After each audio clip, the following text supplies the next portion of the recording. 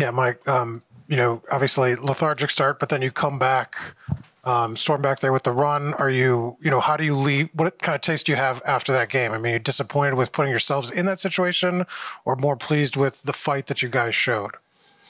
First of all, you got to tip your hat to Morehead because they played a great game. And, I've been preaching all year, you can be beaten by any team. Doesn't matter who they are if you don't come to play. And I thought at the start of the game we was flat and like we didn't even want to be out there. But finally, we picked it up when our backs were against the wall. And we made plays coming down the stretch that we had to make in order to win the game. I thought Malik's defensive stop at the end was probably the biggest, defensive play of the night. But hell, at the 7-minute mark, we were down 11, I think. And then our defense got better, and we were able to make some shots. We just got to keep working, man. We got to get better in a lot of areas, man. I mean, free throws, three-point shooting. I mean, we're taking enough threes. We're just not making them. Yeah, Coach, why do you feel you guys took so long to really kind of get going, start attacking, be aggressive? If I knew that, I could really answer that question. I mean, as coaches, we think we're ready to play every time we step out on the floor. And it didn't happen tonight. For whatever reason, it didn't. But at the end of the day, the guys made the plays that they needed to make to secure the win, and that's what counts. Mike, you finished the game with a 20-4 run. Within that run, you out-rebounded Morehead 18-5, and within that, Anthony Walker had 5 of those rebounds. Walker was consistent from the beginning. Just kind of illustrate his effort tonight and what it meant. Phenomenal. He deserves the MVP tonight. I mean, he played 22 minutes, had 18 points, 9 rebounds.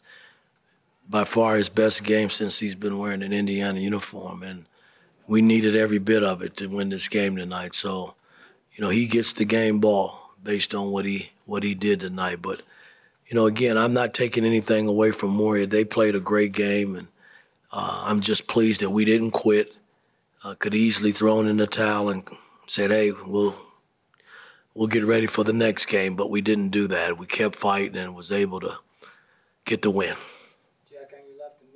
Yeah, Mike, their guard Lathan, number 2, had 30 points, but he didn't score in the last 9 or so minutes. Just what kind of changed? What was the adjustment there to limit him down the stretch? Well, we struggled with the pick and roll up top. It's something that we hadn't done all year. And then he got away. I mean, he made some tough shots, and I knew they were going to go to him at the end, and I thought, they got the switch that they wanted with Malik, but Malik just held in there and kept his ground and was able to even block, get a tip, his hands on the ball when he shot it. I thought Gallo started to really take the ball away from him some. When he got rid of it, I told Gallo not to let him get it back if he could. And so he was trying in that area to keep the ball out of his hands because he was basically the hottest player on the floor. Coach, you guys were down 11 at half, and it seemed like it was maybe a shorter conversation at half. You guys took the floor about 6.5 minutes to go.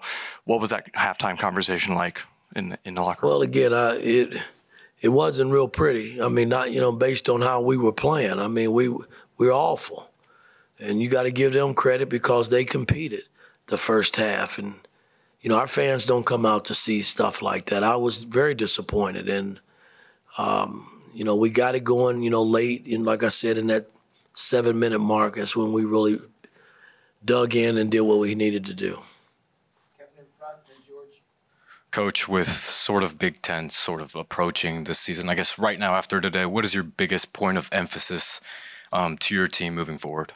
Can't concern myself with the Big Ten right now. We got a game on Thursday. That's Alabama. They're the next team up. And, and then we have another game after that, after the Christmas break, and then we start the Big Ten. And so we're 2 games away from the Big Ten. I can't concern myself with that right now. George, on your right, last one. Woody, when you put the effort you guys put into Kansas, I mean, this team's looked forward to Kansas since the schedule came out.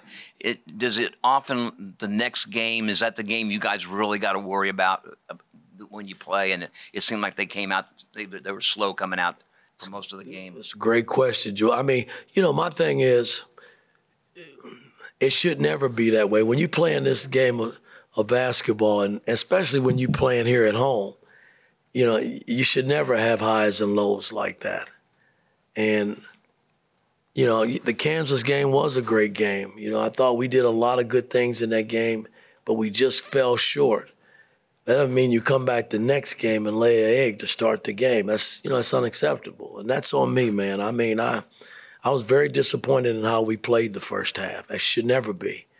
And, I just gotta keep working as a coach to get them better, to make sure that we don't put ourselves in that position again.